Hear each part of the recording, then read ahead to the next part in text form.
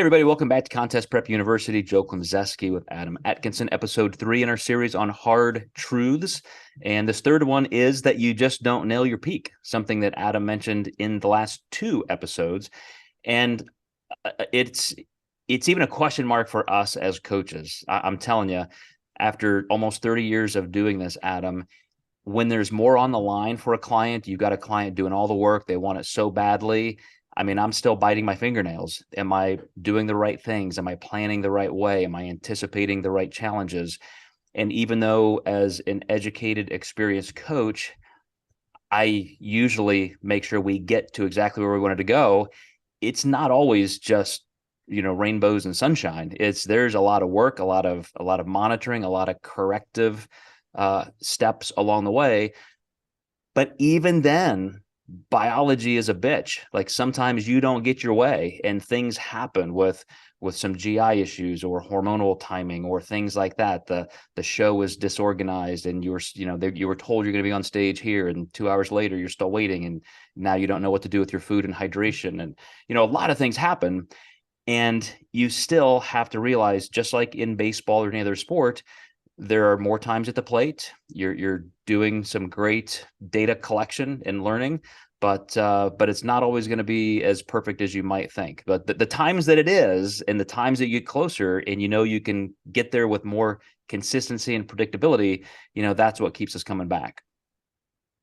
Yeah, it's the peak definitely is a fine-tuning process to this. So missing the peak can be detrimental. It depends on how high of a level you're competing. I really think the higher up the level you are, the more important the peak is. The lower the level, the more important the prep is. But at the lower level, you're going to figure out what the prep is to then graduate to really what the peak is.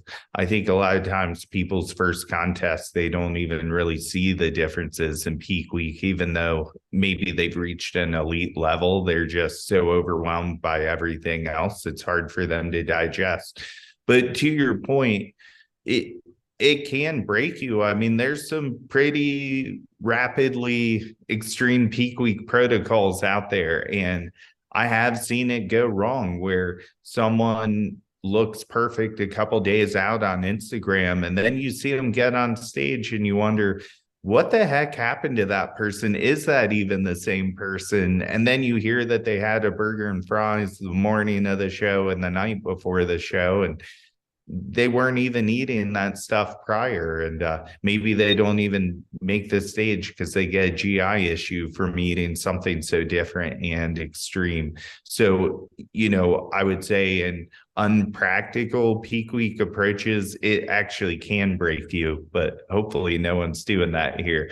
Well, you really said it perfectly. I love that early on in your career, the peak isn't as important as the prep. I mean, that's like proverb quality, foundational knowledge there.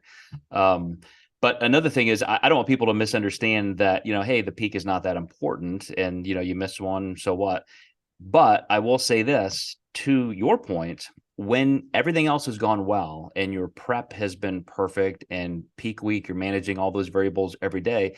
I even had a conversation last year with a client, not of mine, but a client who he's a friend who worked with a really high level, big name coach.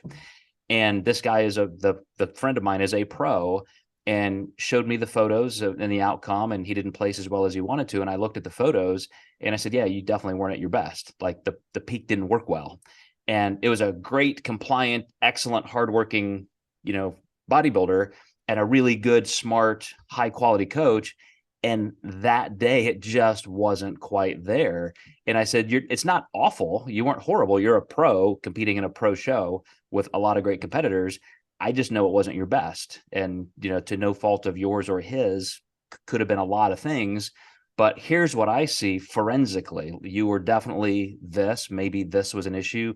I asked him a couple questions, and I said, it's easy to be an armchair quarterback with 2020 hindsight, but it's great data collection. Now you have this experience of missing it slightly, and you can be on the lookout for those things next time. That's what's important about a peak week process.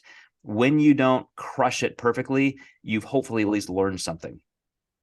Yeah, one thing I've learned more as a growing coach, working with international athletes flying into the United States, they could be on 16 to 20-hour travel days.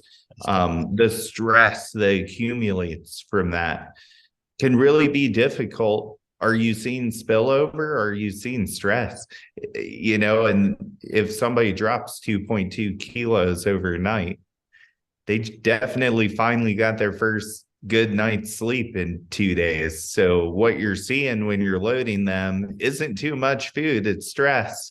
And if you don't have enough days to fix that, that can make or break you. Yeah, important point. Just in all of the variables again that are swirling around in a peak week. But we got 2 more episodes in this series, guys. Stay tuned. We're going to continue going through some hard truths that we think will help you in your overall career. See you next time.